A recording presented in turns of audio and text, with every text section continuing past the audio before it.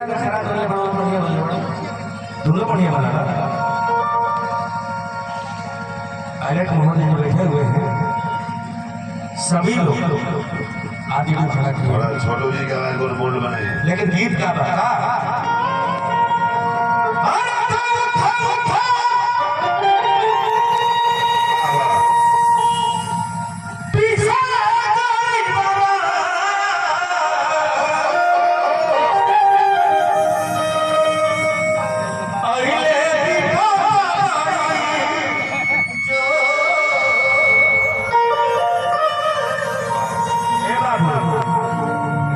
जाना चाहता था देश में संविधान नहीं रहता तो वही गतियां क्या होता। कौन गतियां? एक श्लोक बोलिएगा संस्कृत का बढ़िया सा कोई आपके मुंह में नाम आप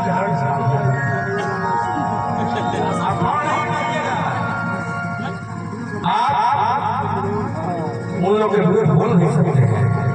छोटे बच्चे वही समस्या तो बड़ा लेकिन आज हमारी समाज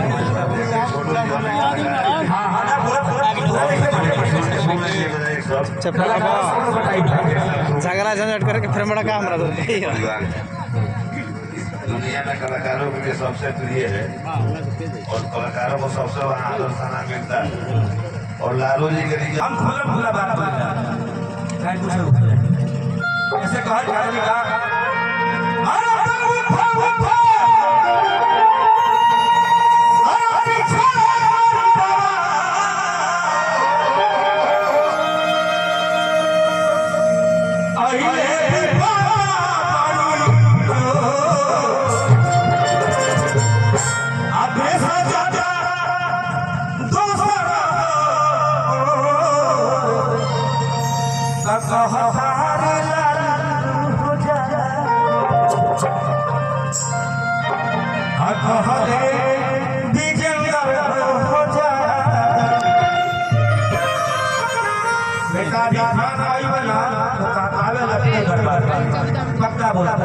इसलिए अभी खड़ा हुआ।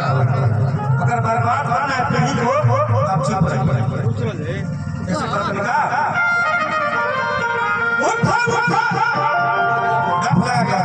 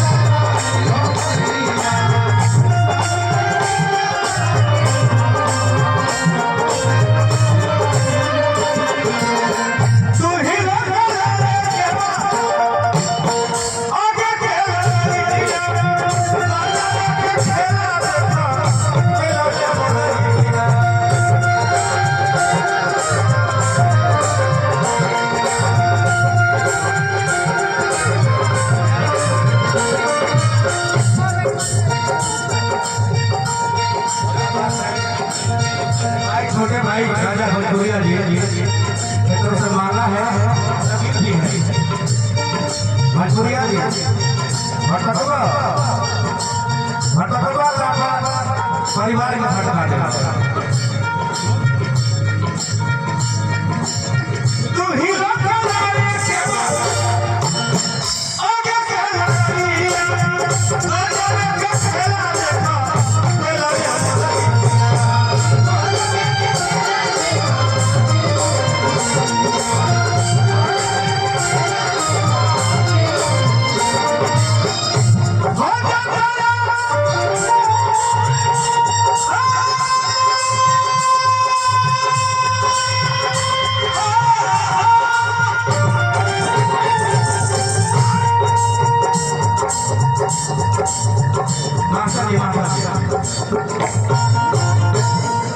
जब जर्मनी बर्बाद हो गया तब लोग याद है कि हिटलर गलत था, लेकिन पहले क्या बोला था जय हिटलर। लेकिन जर्मनी बर्बाद होगा पूरा पूरा खत्म होगा जर्मनी, तब लोगों को याद है कि हिटलर गलत था। उसी तरह याद आएगी आपको हिटलर देश का कौन है आपको पता चलेगा। दीपावली भी दोनों मालूम है, सब लोग के मालूम है। चलिए ये लगा हमने के समाज में 400-500 के आदमी वाले, लेकिन एक ही बेरा उन लोग के समाज में कब 5 होने लगे, लेकिन हमारे भी हमारे अलग मत खरीद लेने के कौन कीमत होता है, कौन कीमत होता है खरीद रखे के बाद हमारे गुण गावा, लेकिन नहीं गुण ना हो। अब हम कहिए होगा ना उन्हें दिन नहीं इसके हाथ नीचे करके देखा आधा 4.5 लगा देखा सीधे सीधे सत्ता लाना है तो सीधे आर पार लड़ाई लड़के पड़ी, फिर बोलता है लड़ाई के बाद आर पार लड़ाई। ये पुरस्कार नहीं है, प्रेम है। अगर हमको याद हुआ हमारा बहन के शादी में बिना बोलने दुआ जाती कहे के बाद देखे चलिए कहबो ना करो दुआ गार्जियन है ना, और मेरे भाई पायलट को बोले हम तो चाहते रहे कहीं जहाज हो तो हम जाए तो दुआ से भेंट हो जाए, लेकिन गलत छोटे छोड़िया जब आज का सीट 25 गो 27 गो कितना रहता चुनाव में हमारा एंट्री भाई छोटू उस गावे के बता नहीं लिखा देने किया जगरा अरे भगवान ए बूढ़ा भाई हम तो धार पर लड़ाई धार पर बीच बराबर मैदान में फांसी पर जिसे माँ उगरी फांसी जा भी फंस जाए।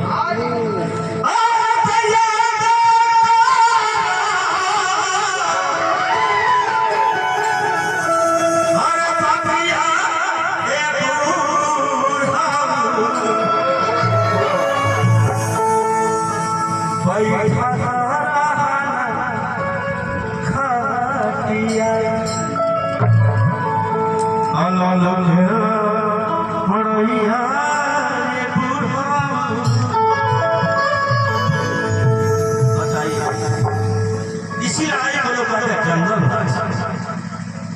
इसी लड़ाई को कहते हैं कि जंगल आ जाए।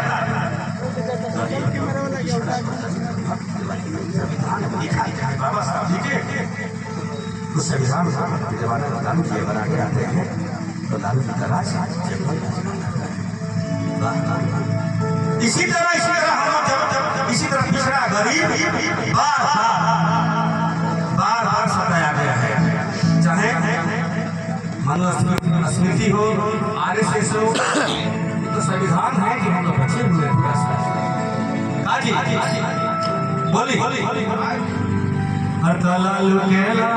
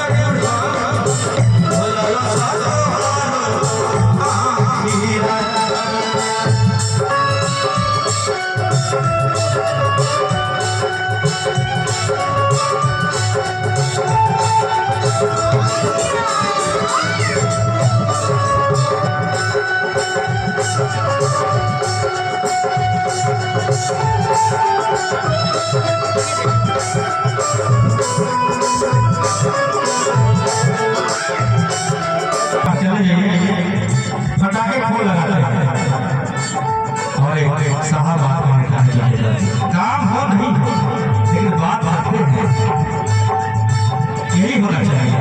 यही काम हो ये गड़बड़ काम है पर बात तो कीजिए।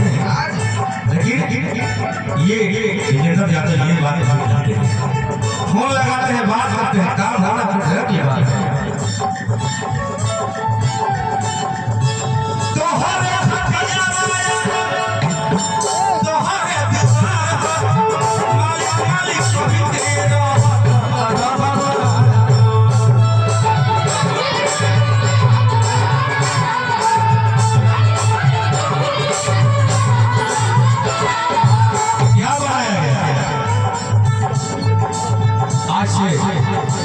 हजारों साल पहले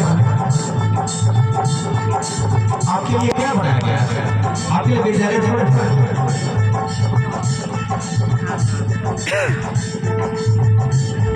आपके लिए विद्यालय नहीं था।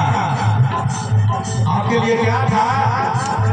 आपको बनाया गया डो, आपको बनाया गया पासी, आपको धोबी, आपको बनाया गया चमार। लेकिन आज अम्बेडकर जी जब लिख के गए तो बनता है हॉस्पिटल। अच्छा विधायक जी समझी बारी क्या बताओ बहुत ही कोशिश चली लेकिन आज अम्बेडकर जी का लिखा हुआ था बड़ा का शौचालय हॉस्पिटल आप उसी में जुड़ाई रहिए और जुड़ा जो आप लोग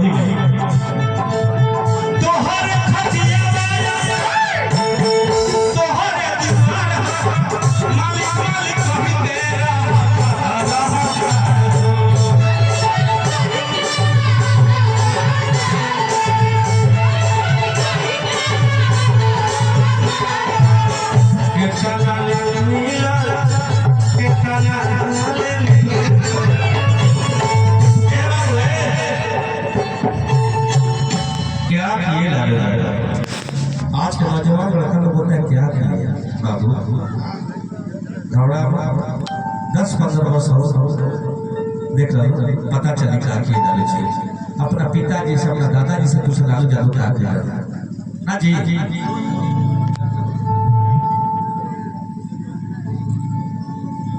हेलो हेलो जितेंद्र भैया अंतिम भाव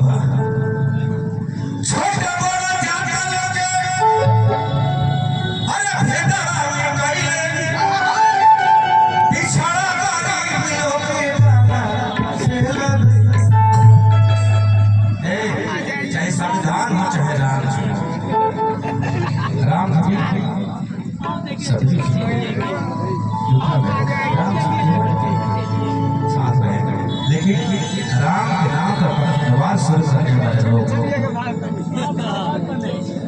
ये लोग राम के नाम पे पखवाड़ जो करते हैं यही नहीं होना चाहिए। राम मेरा भी है राम जी मेरे हम कैसा देख ले दीपावली जो अपने हाथों में हनुमान जी का गले में हनुमान जी का धारण की हुई लेकिन मंगलवार के भी मुर्गा भी खाते हैं। लेकिन वही लोग कहते हैं कि वही राम भक्त वही हनुमान भक्त। इससे बड़ा बड़ा बेदखल क्या हो सकती है मेरे देश में। इसलिए हम चाहते पाखंड ना होना चाहिए पाखंड ना छोटा